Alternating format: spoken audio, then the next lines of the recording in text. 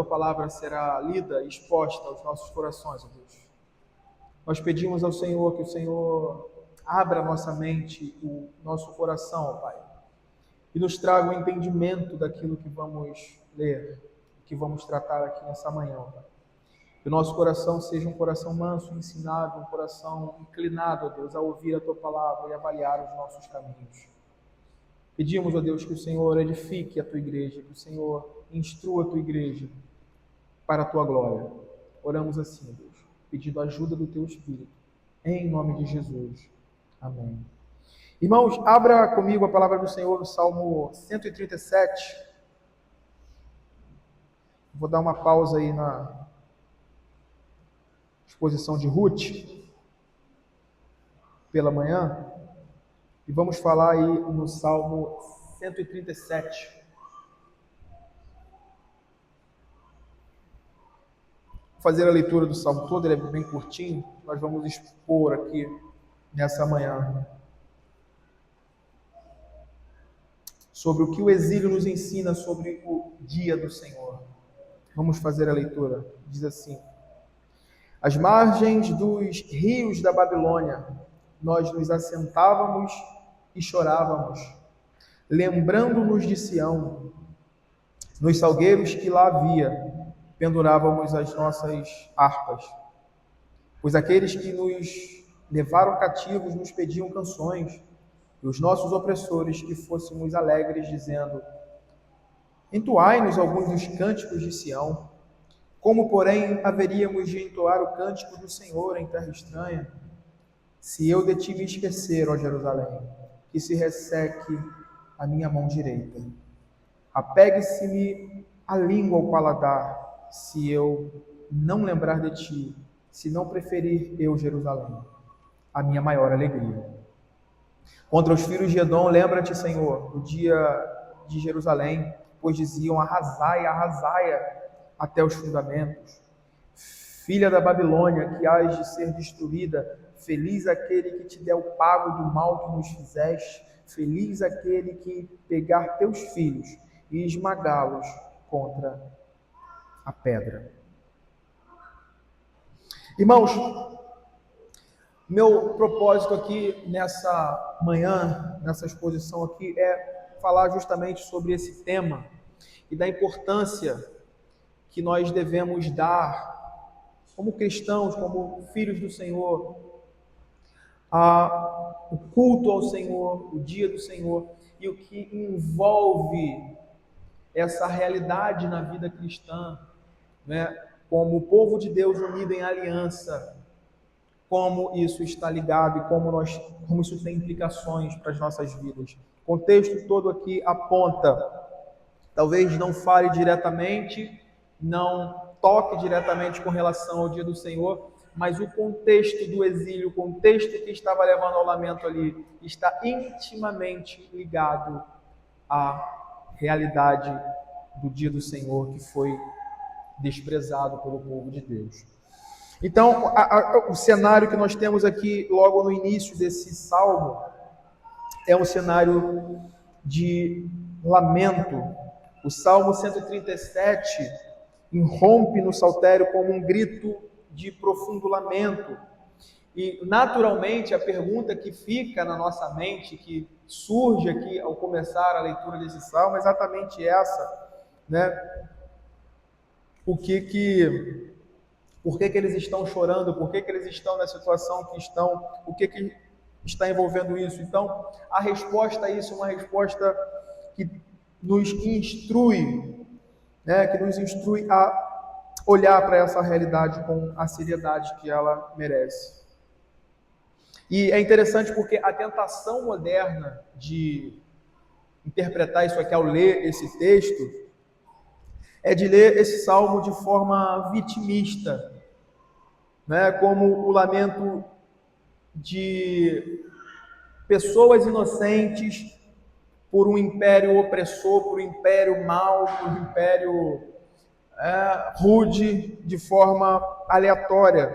Mas quando nós olhamos o contexto histórico, quando nós olhamos para o restante das Escrituras, nós vamos perceber uma outra perspectiva. Nós vamos perceber uma outra realidade que foge a esse senso comum de olha aqui, aqui eles estão sofrendo, pobrezinhos, como vítimas. Não é por aí. As lágrimas que nós vemos aqui junto aos rios da Babilônia não eram lágrimas dos inocentes, mas dos culpados. O exílio não foi um acidente ou meramente uma disputa territorial, geopolítica. Foi uma disciplina da aliança, uma disciplina pactual de um Deus soberano contra o seu povo, que por séculos, tratou o seu dia sagrado, o culto e a sua santidade, a santidade desse Deus que estava em aliança com eles, com desprezo e indiferença. É o resultado de anos. A gente vai ver isso aqui. De desprezo, de indiferença quanto à aliança que o Senhor havia firmado com eles, de tê-los chamados dentre todas as nações, tê-los separado e ter dado a eles a sua lei. E é interessante que a ausência de um nome de autoria aqui é bem sugestiva, embora não tenhamos aí um nome atribuído a quem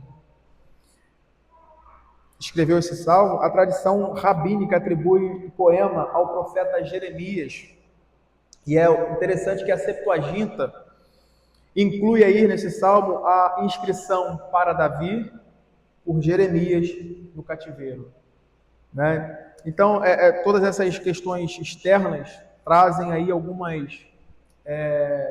fortalecem aí algumas questões até na forma como, no tom que esse salmo é descrito aí.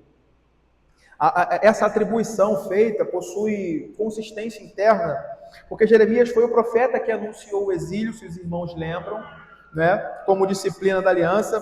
Abra comigo Jeremias, só para a gente deixar isso mais claro em nossas mentes. Jeremias 25.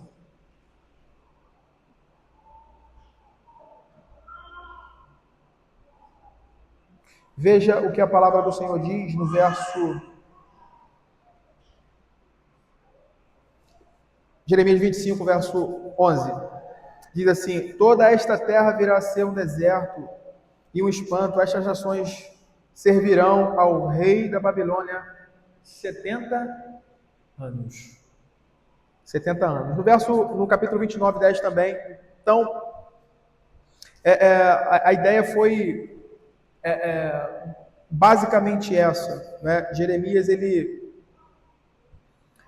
também, nesse mesmo tom de lamentação, ele escreve o livro de Lamentações, né? Que partilha desse mesmo tom do Salmo 137, nessa mesma voz dilacerada pela dor, pelo que estava acontecendo, então recordando tudo aquilo que estava acontecendo e o que eles abriram mão quando eles podiam fazer. Então, um comentarista bíblico chamado Derek Kinder, ele diz que o Salmo não possui título, mas ele respira o espírito de Jeremias, cujas lamentações sobre Jerusalém encontram aqui sua expressão corporativa. É um salmo dos exilados, composto talvez próximo ao fim do cativeiro, quando as memórias ainda estavam vivas e dolorosas na mente do povo pactual de Deus. Então, seguindo aqui, entrando logo nas questões expositivas do texto, inicialmente nós vemos essa, digamos, matemática do juízo divino, né?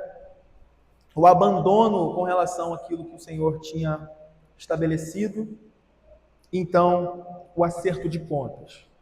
O versículo 1 nos diz que eles se assentaram e choraram. Mas o que aconteceu ali? E aí é interessante porque A gente não pode simplesmente seguir uma exposição sem que aquilo que está sendo tratado aqui, ou o alvo da exposição, seja encontrada nas Escrituras. E o ponto nosso aqui é ver que isso se trata exatamente de uma quebra sistemática daquilo que Deus havia estabelecido para o seu povo, para guardar o seu dia, para preservar e dar descanso à terra. Tudo isso não foi dado de forma aleatória.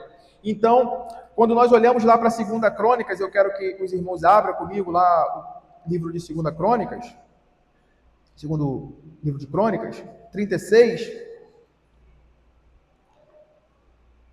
nós vamos perceber exatamente isso. O autor de 2 Crônicas nos dá uma exegese cirúrgica do exílio babilônico. Por que isso aconteceu? Por que eles foram levados para lá? Verso 21, 2 Crônicas 36, verso 21. Para que se cumprisse a palavra do Senhor por boca de Jeremias, até que a terra se agradasse dos seus sábados todos os dias da desolação. Repousou até que os 70 anos se cumprissem. O choro às margens do rio tem uma causa específica. O ponto é esse. O choro tem uma causa específica, por isso que nós não podemos seguir essa linha, pobrezinhos, tadinhos.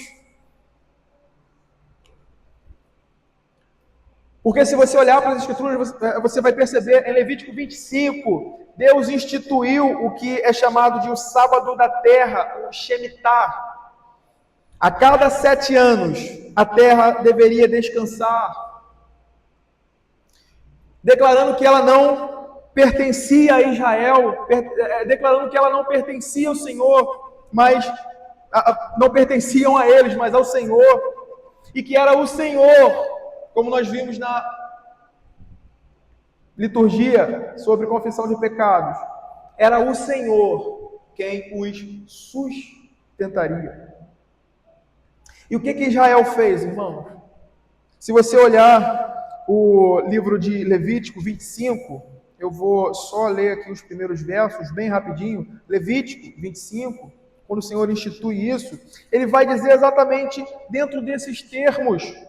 Disse o Senhor a Moisés, Levítico 25, verso 1, disse o Senhor a Moisés no Monte Sinai, fala aos filhos de Israel e diz-lhes, quando entrardes na terra que vos dou, então a terra guardará um sábado ao Senhor, 6 anos semearás o teu campo, em 6 anos poderás a tua vinha, e colherás o teu fruto. Porém, no 7º ano haverá sábado de descanso solene para a terra, um sábado ao Senhor, não semearás o teu campo, nem podarás a tua vinha. O que nascer de si mesmo na tua seara não cegará, e as uvas da tua vinha não podada não colherás. Ano de descanso solene será para a terra, mas os frutos da terra em descanso vos serão por mantimento a ti, ao teu servo e à tua serva, e ao teu jornaleiro e ao estrangeiro que peregrina contigo, e ao teu gado, e aos animais que estão na tua terra. Todo o seu produto será por mantimento. O Senhor disse isso aqui a eles. Eles tinham pleno conhecimento dessas realidades pactuais que o Senhor havia firmado com eles. De que nesse tempo o Senhor não era fraco, não era incapaz de supri-los, enquanto Ele mesmo ordena que aquilo fosse cumprido. Esse ano é um ano de descanso da terra.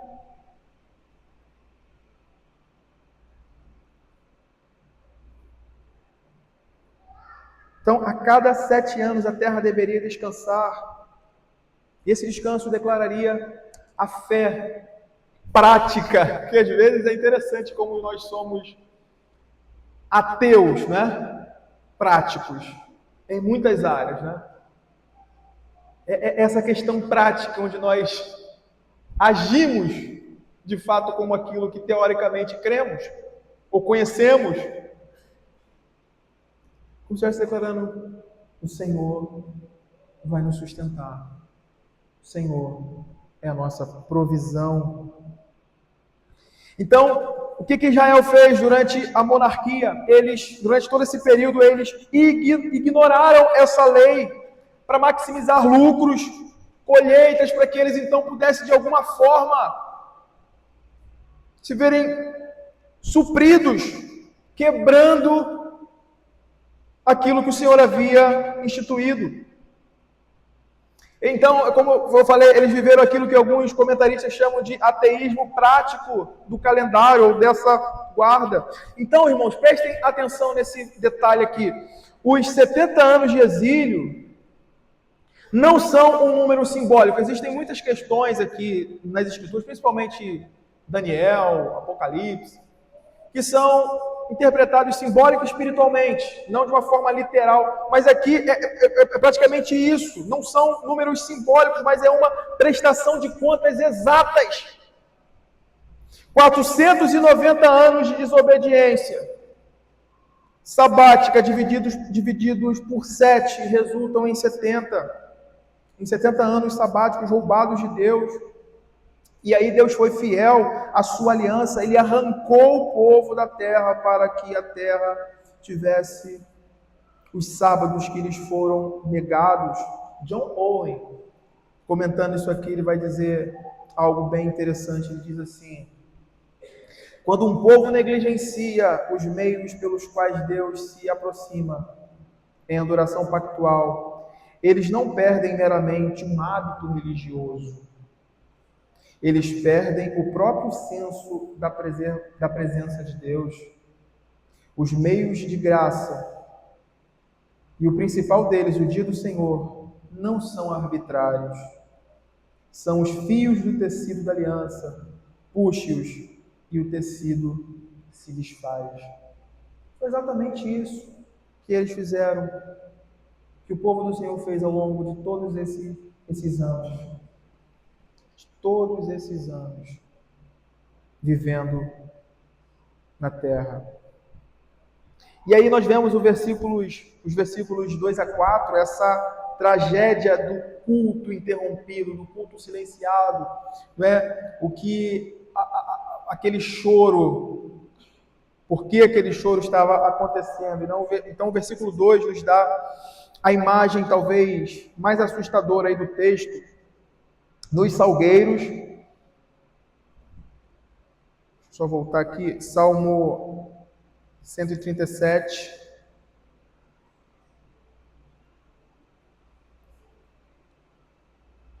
verso 2.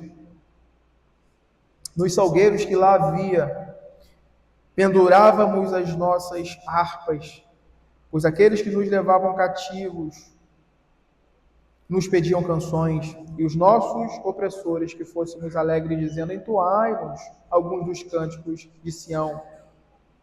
E o verso 4: como, porém, haveríamos de entoar o cântico do Senhor em terra estranha?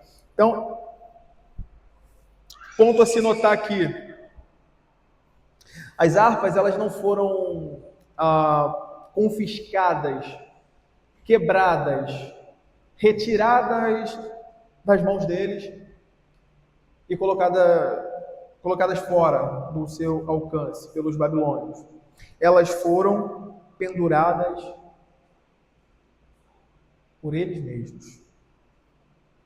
Os instrumentos estavam lá, mas não havia a disposição mais para tocá-los. Não havia mais motivação, propósito, sentido para que eles entoassem cânticos ao Senhor. E quando os opressores pedem com zombaria, claro, o texto deixa isso claro, com zombaria, um cântico de Sião, aí no verso 3, a resposta é esse cair em si que nós temos aí. E como que um desespero de uma total falta de significado agora, e eles expressam: como, porém, haveríamos de entoar o cântico do Senhor em terra estranha? Como? Parece que esse como aqui é como que esse despertar, olha, acabou, como que eu vou fazer isso agora aqui? Qual é o sentido? Qual é o significado? não tem templo, não tem aquelas pessoas que poderiam seguir e instrumentalizar isso. Cadê? Não tem sentido. A palavra hebraica aí que expressa esse como aí no Salmo 137, verso 4, é a mesma que abre o livro das Lamentações de Jeremias. Como jaz solitária a cidade outrora populosa, é um termo que reflete o estado de absoluta perplexidade pactual pela ruína espiritual vivida. É como se eles caíssem em si e vissem a miséria que o pecado causou na vida deles ali, nesse rompimento, nesse distanciamento do culto ao Senhor, do dia do Senhor, da observância daquilo que o Senhor havia estabelecido. Esse como aí não se trata de uma dúvida de método, né? Como eu vou fazer? Não vou fazer assim? De que maneira cantaremos? Espera aí, não é uma questão de método, mas é um grito fúnebre de assombro diante da devastação que o pecado produz. Irmãos,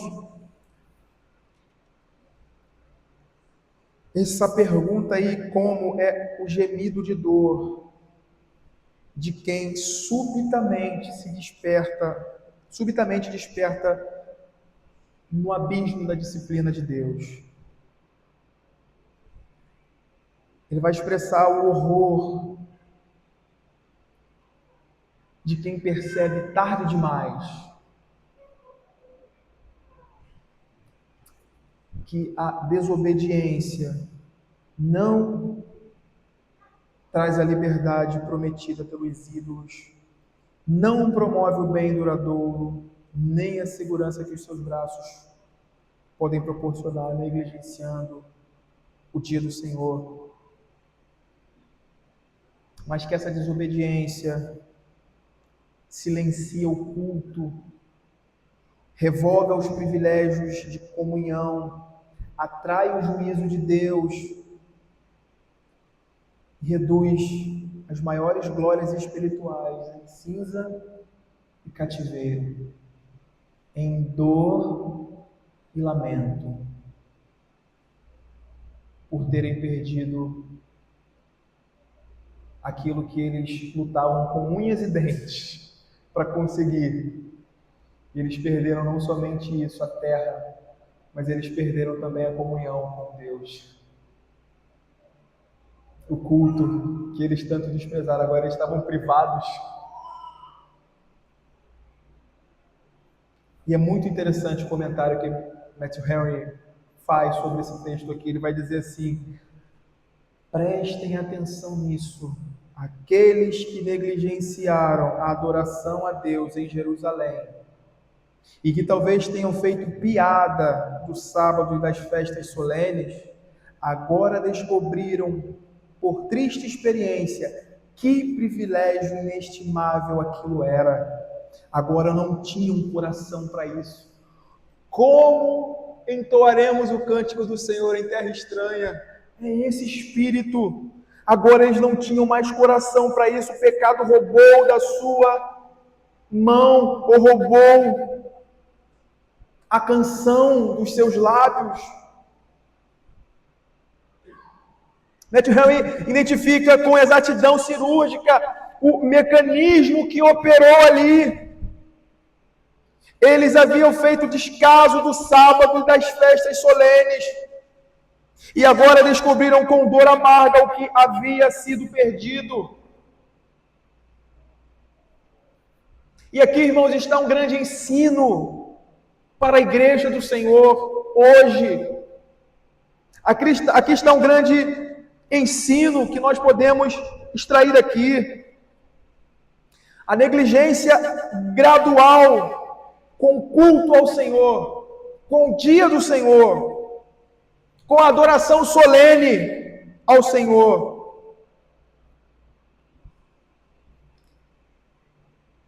nunca resulta na perda imediata, ou não resulta na perda imediata de uma prática externa, meramente de estar ali, resulta na perda gradual e às vezes imperceptível da própria capacidade interior de adoração.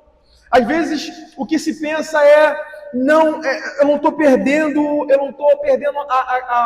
o desejo de estar lá, de ir ao culto, de prestar culto ao Senhor, de ser edificado, confrontado aos meus pecados, de cessar as minhas obras e confiar na boa mão do Senhor. A gente pensa que é só uma questão prática externa meramente, mas não. Isso sorrateiramente, de forma imperceptível, mina a nossa capacidade interior de adoração, de prestar culto ao Senhor, de lhe entregar aquilo que Ele exige de nós.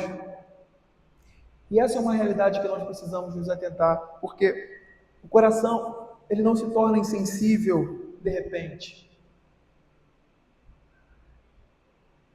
Nosso coração não se torna insensível assim. Você não acorda um dia, fala assim, não tenho mais prazer, se diz, não tenho mais prazer em ir à igreja, ao culto, a prestar culto ao Senhor. Não tem mais. Não é assim que acontece. Ele se endurece aos poucos e você nem vê. Quando você vê, seu coração já não tem prazer no culto ao Senhor, já não tem prazer em ler a sua palavra, já não tem prazer em orar, já não tem prazer em estar na comunhão dos santos. Mas o problema é esse. Normalmente quando isso acontece, você já está às margens do rio, você já está sentado ali, a lágrima já está rolando, você já viu o que você perdeu.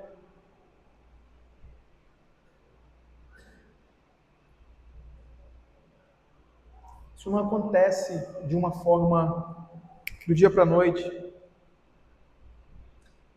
Quando a nossa adoração pactual é negligenciada, irmãos, a alma perde gradativamente a sua sensibilidade à presença de Deus. O que ela significa? Perde esse encanto do canto, perde esse encanto do culto, perde esse encanto de estar na presença de Deus, junto com o seu povo. Isso é substituído gradativamente pela apatia. Por isso o autor aos Hebreus vai dizer,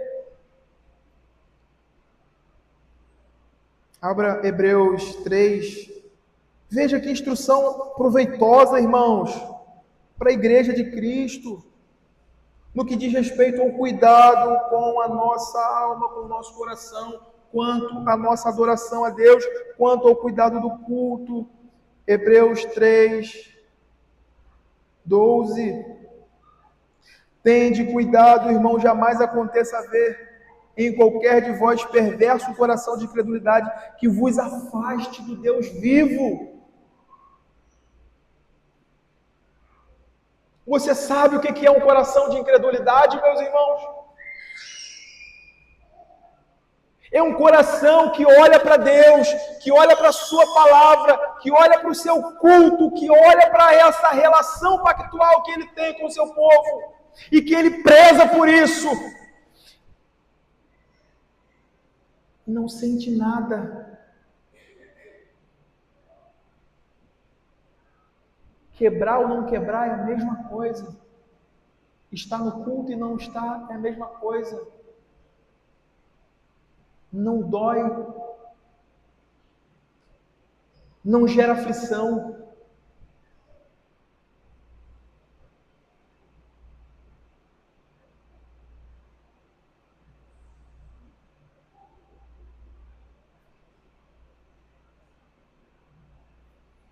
Ponto interessante aqui, o autor aos Hebreus, ele não está falando para outro grupo, que não para crente. Está falando para a igreja formada de Deus. Tende cuidado, irmãos.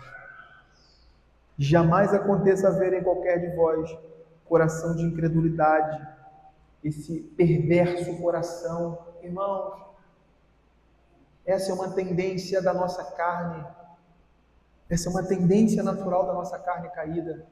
Negligenciar o culto, negligenciar o dia do Senhor. E esse é um instrumento muito poderoso de Satanás para nos levar à apatia, nos distanciar de Deus.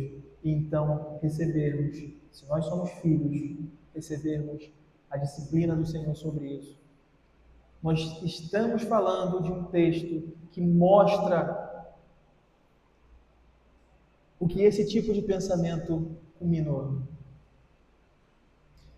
Deus não brincou com o seu povo, Deus não deu leis de brincadeira com o seu povo, falando no quarto mandamento: lembra-te do dia do sábado para o santificar.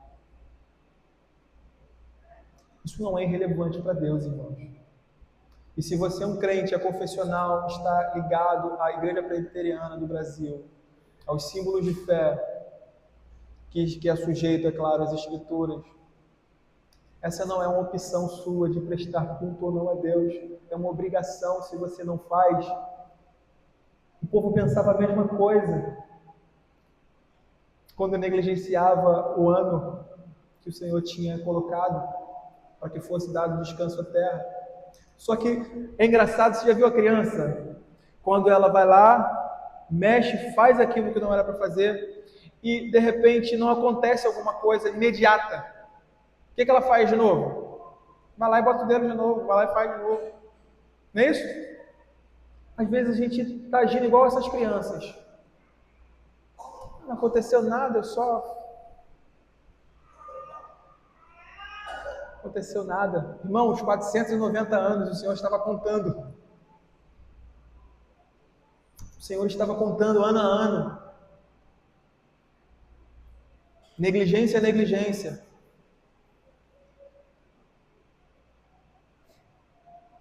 Chegou uma hora que a conta veio.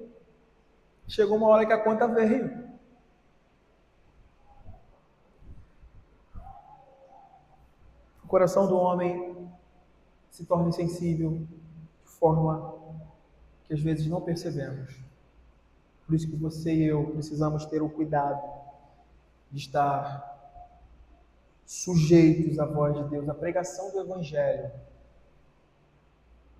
regularmente.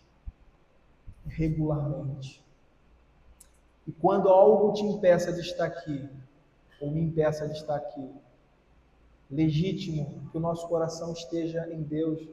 Eu passei alguns dias no hospital com Elis, no nascimento da Suzana. Irmãos, que coisa terrível é você estar impedido de estar na comunhão dos irmãos, na comunhão com Deus. Que coisa triste, que dia triste, irmãos. Que dia pesado. Sabe, é como se você tivesse... você não... Sabe?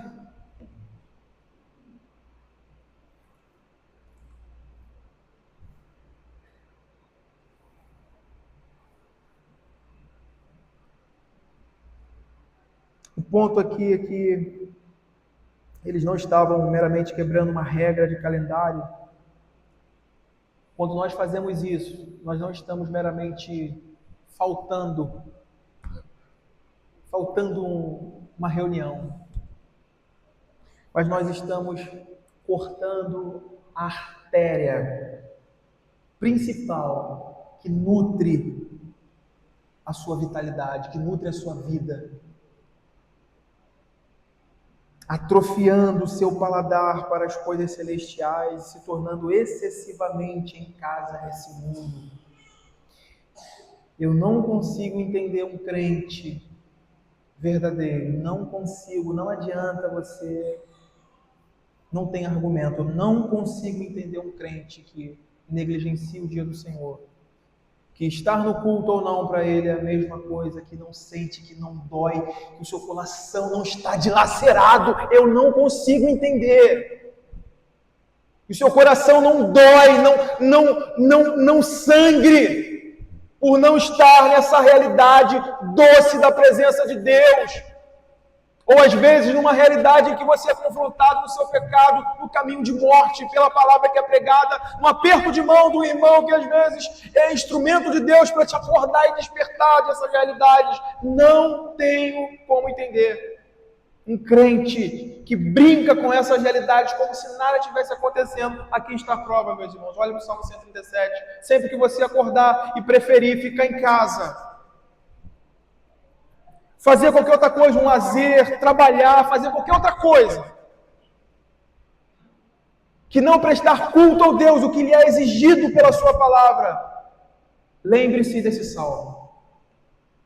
Sentados junto aos rios da Babilônia, nós penduramos as nossas harpas, nós deixamos de adorar e nós chorávamos.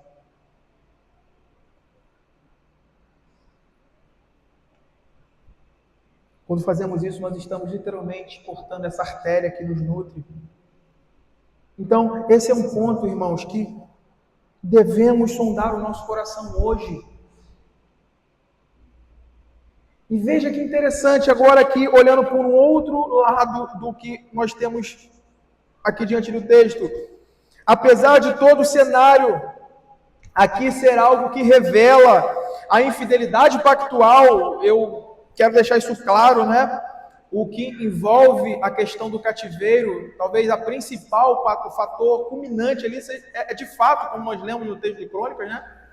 Essa quebra, essa falta de cuidado quanto ao descanso da terra, né? O dia do Senhor. Mas envolve muitas outras questões ali, como a idolatria do povo.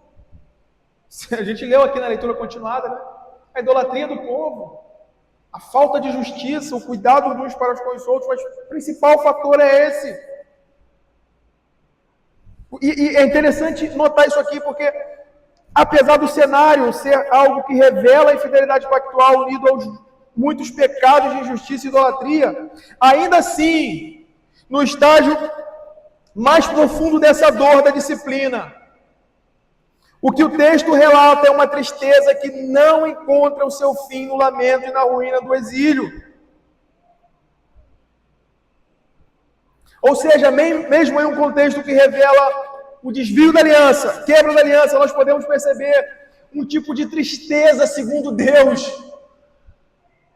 para a vida, que é o que vai culminar na sessão que vem em seguida, versos 5 a 6, que é como que um voto de fidelidade ao Senhor, de virada, é como se isso virasse a chave. Eu não quero, eu não vou mais agir assim.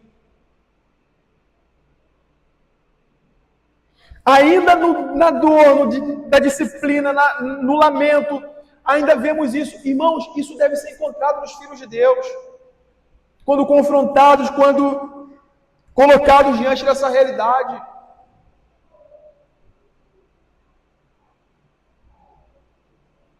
Por isso nós devemos sondar o nosso coração quanto a essa realidade da nossa adoração pactual, quanto à quebra do dia do Senhor.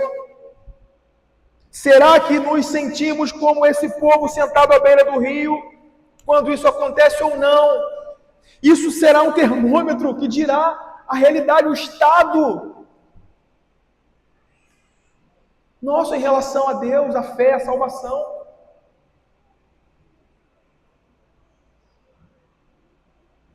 A estar de fato ligados a Deus. Isso deve ser encontrado em nós, irmãos. Porque, como nós já falamos aqui diversas vezes, o propósito da disciplina é o quê? É destruir o pecador? É eliminá-lo? Não. É restaurá-lo. É trazer de volta a isso que o texto segue aqui. Se eu de ti me esquecer, ó Jerusalém. Em meio à dor, irmãos, o salmista profere um dos votos mais intensos das Escrituras. Verso 4.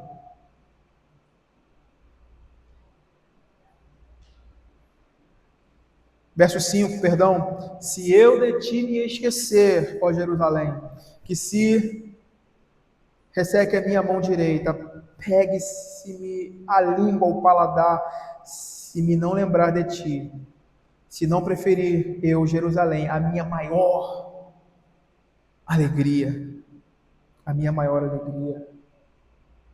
Irmãos, para o crente da nova aliança, Jerusalém é um tipo do qual a igreja reunida no dia do Senhor é um antítipo. Abre Hebreus rapidamente comigo, Hebreus 12, 22. Hebreus 12, 22. Veja como isso fica claro aqui. Mas tendes chegado ao monte Sião e à cidade do Deus vivo, a Jerusalém celestial e a incontáveis hostes de anjos e a universal assembleia, a igreja dos primogênitos. E aí segue o texto, mas o principal foco é esse aqui. O salmista está dizendo: a adoração pública a Deus deve ser o pico absoluto das minhas afeições, acima do meu conforto, acima da minha conveniência, acima da minha maior alegria terrena. A adoração, o culto ao Senhor deve superar todas essas coisas. Porque, irmãos, tudo que você vive aqui, tudo que você compra, vende, tudo que você trabalha, tudo isso deve ter na vida redimida um indicativo, uma apontação. Tudo isso deve estar nos preparando em adoração, convergindo nesse dia em que chegamos aqui diante do Senhor e prestamos culto a Ele. Tudo isso, toda essa realidade é um enredo, é uma encenação daquilo que nós estamos sendo preparados para a eternidade, onde estaremos plenamente em culto ao Senhor, sem mais a presença do pecado, irmãos.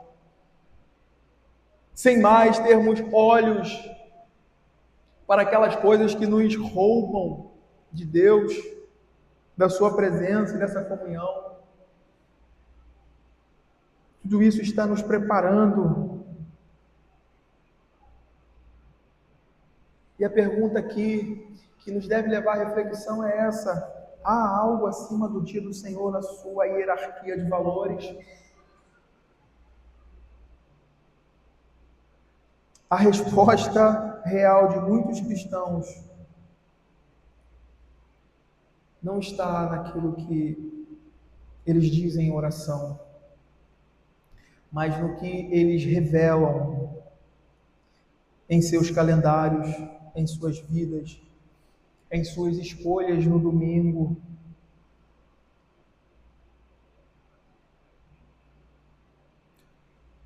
Naquilo que consistentemente vence essa batalha pelo tempo no primeiro dia da semana. Isso dirá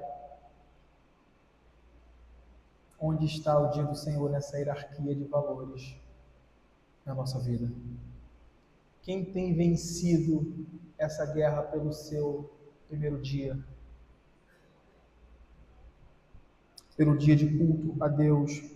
Puritano Thomas Watson nos adverte com extrema gravidade. Ele vai dizer aqui: aqueles que negligenciam o dia do Senhor são secretamente ateus. Eles dizem com a boca que Deus é o Senhor de tudo, mas com a vida negam que Ele é o Senhor do tempo. O sábado é o selo da aliança na semana. Despreze o selo e você desprezará a aliança. Não se espante que tais pessoas achem Deus frio e distante. Elas mesmas estabeleceram essa distância.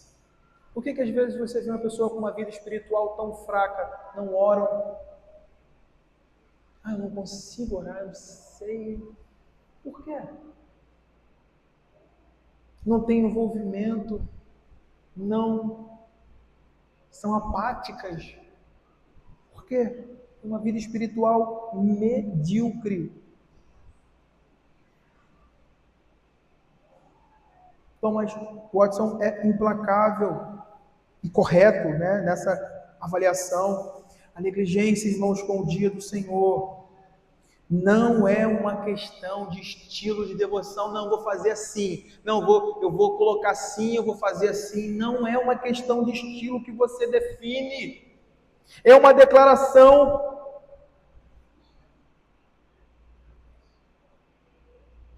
que nós fazemos de que o Senhor é o Senhor da nossa vida e do nosso tempo. Por isso, a idolatria é a quebra do dia do Senhor. Né? A idolatria e a quebra do dia do Senhor estão intimamente ligados aí nesse pacote disciplinar quando o povo foi para o exílio. E veja que interessante, quebra do dia do Senhor, a quebra de guardar isso de forma correta, está sempre ligado a isso. O profeta Ezequiel mostra perfeitamente como a quebra do dia do Senhor caminha de mãos dadas com a idolatria no coração humano, porque, irmãos, no final das contas, é o próprio homem que ocupa o lugar de Deus quando esse dia é negligenciado. É a própria preferência. Não, eu vou me agradar aqui, eu vou fazer isso, eu vou fazer do meu jeito.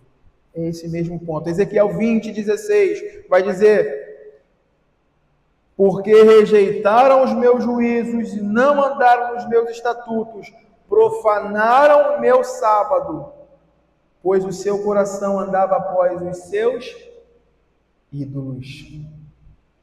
Após os seus ídolos. Por que o povo vivia nessa realidade? Porque faziam ídolos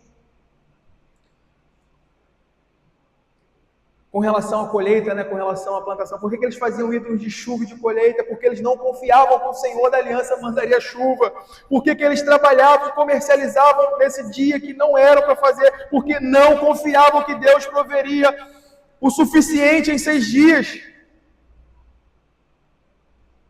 Ambos os pecados gritam: Deus não é suficiente, eu preciso garantir o meu próprio sustento. Seja apelando para deuses falsos, para ídolos, seja trabalhando sem parar. Veja, é exatamente isso que o salmista está evocando aqui, no seu voto de fidelidade ao Senhor, no meio da dor, da disciplina, como quem aprende da pior forma. Que a minha mão seja ressecada e que minha língua perca o sentido. Resseque a minha mão direita e apegue-se a língua ao paladar. Representam, irmãos, os dois instrumentos mais vitais da autonomia humana. A mão direita é o símbolo universal do trabalho, da força, do comércio, da capacidade de gerar o próprio sustento. A língua é o instrumento do cântico, do entretenimento, das relações e da expressão das nossas maiores alegrias. A declaração do salmista aqui é um golpe direto no coração secularizado. Ele está confessando o mal que o levou ali. É como se ele estivesse dizendo aqui: se eu usar o meu trabalho, a minha mão, o meu lazer, a minha língua, apenas para prosperar na Babilônia e colocar isso acima do culto ao Deus, a Deus, que o Senhor me paralise, me emudeça. Eu prefiro perder a minha capacidade de trabalhar e de falar, do que me tornar um homem próspero, que se esqueceu do seu Criador. E aí eu não vou ter tempo agora de discorrer aqui os versos finais, 7 a 9, que são como que palavras imprecatórias. Eu não vou conseguir expor aqui. Mas eu queria, irmãos, concluir esse sermão, trazendo aqui algumas colocações. O Salmo 137 é um salmo de arrependimento tardio. Arrependimento tardio. O povo só aprendeu o valor de Sião quando eles estavam na Babilônia. E às vezes nós somos assim, irmãos. Eu quero te encorajar a não olhar para esse texto como às vezes nós olhamos para o texto. com essa disposição de, oh, que povo pecador. Não, nós somos exatamente iguais. Às vezes nós só aprendemos quando a vara já está sobre as nossas vidas. Eles só sentiram a dor de não poder cantar quando as harpas já estavam nos salgueiros. Esta é precisamente a função profética deste sermão. Mostrar à igreja o ponto de chegada de uma jornada que começa com pequenas negligências. Você olha para essa realidade, você olha para a quebra do dia do Senhor, você olha para essa negligência quanto ao culto solene do Senhor. Tem importância.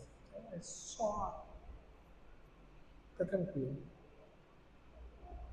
Aqui nós temos, irmãos, diante de nós, o resultado prático disso, a chegada dessa jornada que começa de forma pequenininha.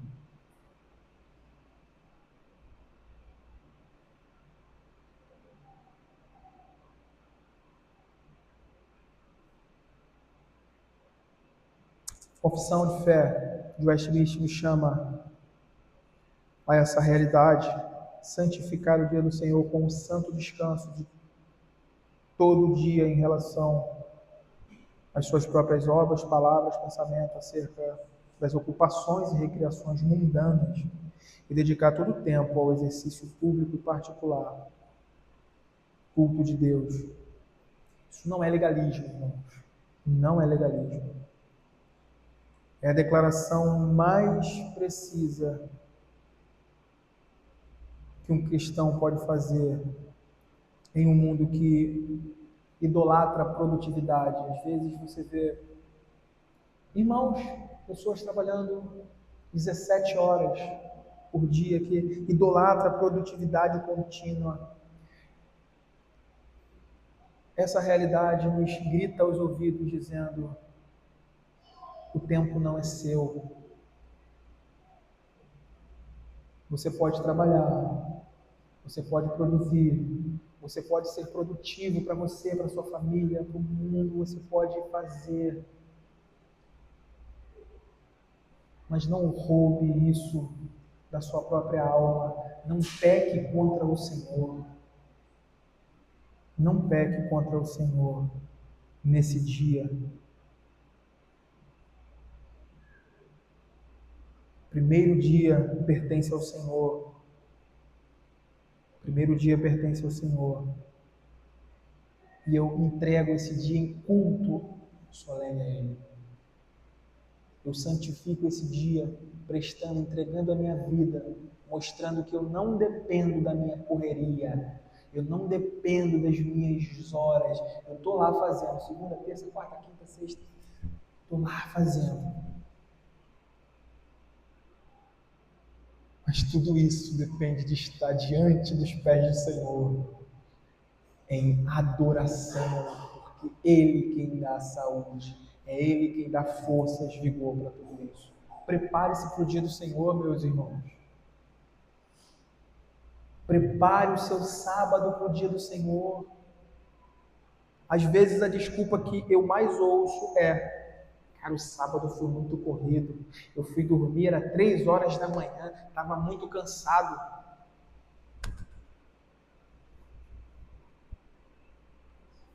Se você, pensando assim carnalmente, né, impiamente, se é que eu posso falar isso, você vai ter um encontro importante, um dia determinado. Você se prepara para aquele encontro.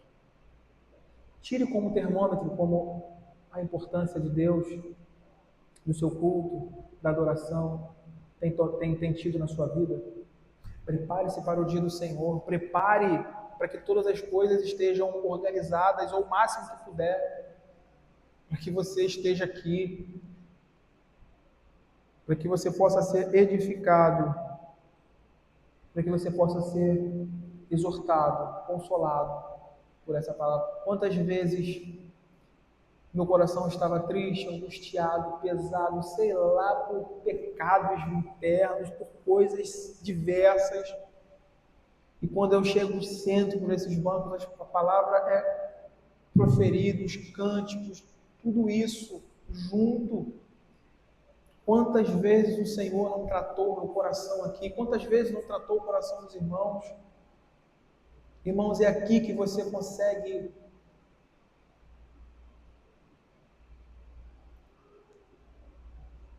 os nutrientes que pode te dar substância para a vida.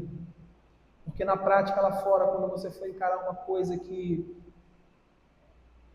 o mundo não pode te dar instrução, não pode te dar direção, é o que você aprendeu aqui por meio da pregação do Evangelho que vai te dar sabedoria para dirigir a vida lá fora, na prática. Você pode sucumbir a sua empresa, o seu trabalho, por um tipo de vida ímpia que você leva diante de Deus, negligenciando o dia do Senhor.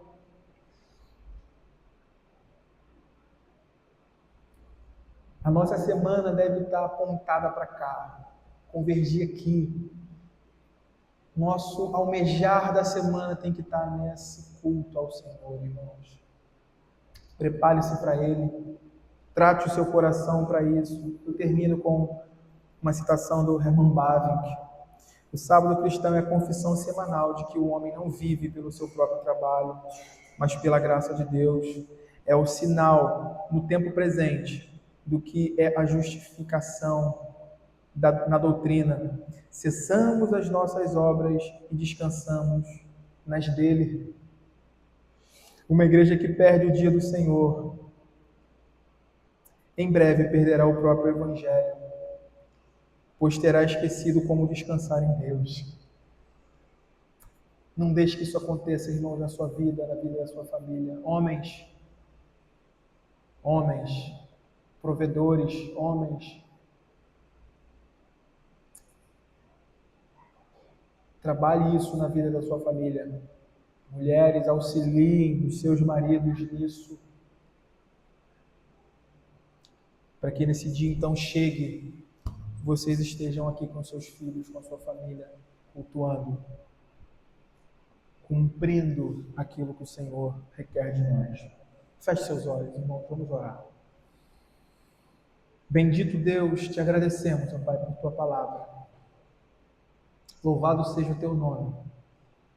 Obrigado por esse dia que o Senhor nos concede, em que podemos descansar no Senhor, confiar nas obras das tuas mãos, olhar para Cristo, sabendo que nele nós temos o pleno descanso de todas as obras. Ele cumpriu, ó Pai, tudo que nós mesmos não daríamos conta, por mais que trabalhássemos. Obrigado, Senhor, por essa dádiva.